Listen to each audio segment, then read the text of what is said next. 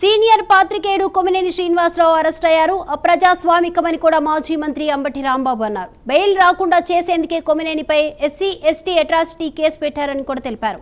TV channels లో కొన్ని వందల డిబేట్లు నడుస్తున్నాయన్న అంబటి దానికి ఆ ఛానల్ని ఎలా బాధ్యుల్ని చేస్తారని కూడా ప్రశ్నించారు. కూటమి ప్రభుత్వం అక్రమ కేసులతో కొత్త సాంప్రదాయానికి తెరలేపిందని కూడా మండిపడ్డారు. ఇటువంటి చర్యలు మీడియా స్వేచ్ఛకు భంగమన్న అంబటి భవిష్యత్తులో తీవ్ర పరిణామాలు తప్పవన్నారు.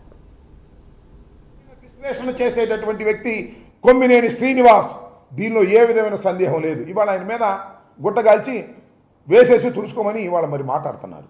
ఎస్, ఆయన పేరు రాజు గారు వచ్చారు, విశ్లేషకులు. ఇవాళ కొత్తగా రావట్లేదే, చాలా ఛాన్స్కి వెళ్తున్నాడే.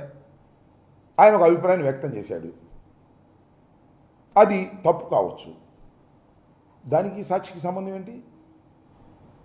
ఒక ఇన్విటేషన్ మీద వచ్చినటువంటి ఒక విశ్లేషకుడు కానివ్వండి, లేదా ఒక జర్నలిస్ట్ కానివ్వండి, తన అభిప్రాయాన్ని చెప్పినప్పుడు ఆ అభిప్రాయం తప్పైనప్పుడు ఆయన అభిప్రాయానికి బాధ్యులై ఉండాలి తప్ప కొమ్మినేని శ్రీనివాస్ గారికి ఏం సంబంధం, సాక్షికి ఏం సంబంధం? ఆలోచించమని మనం చేస్తున్నాం. అంటే నీ కొమ్మినేని శ్రీనివాస్ గారి మీద కక్ష ఉంది కాబట్టి, సాక్షి మీద కక్ష ఉంది కాబట్టి దేశంలో ఉన్నటువంటి మీడియాలన్నీ మేనేజ్ చేయగలను, కానీ రాజశేఖర రెడ్డి గారు పెట్టినటువంటి సాక్షిని మాత్రం నేను మేనేజ్ చేయలేను కాబట్టి సాక్షి మీద బురద జల్లే కార్యక్రమం.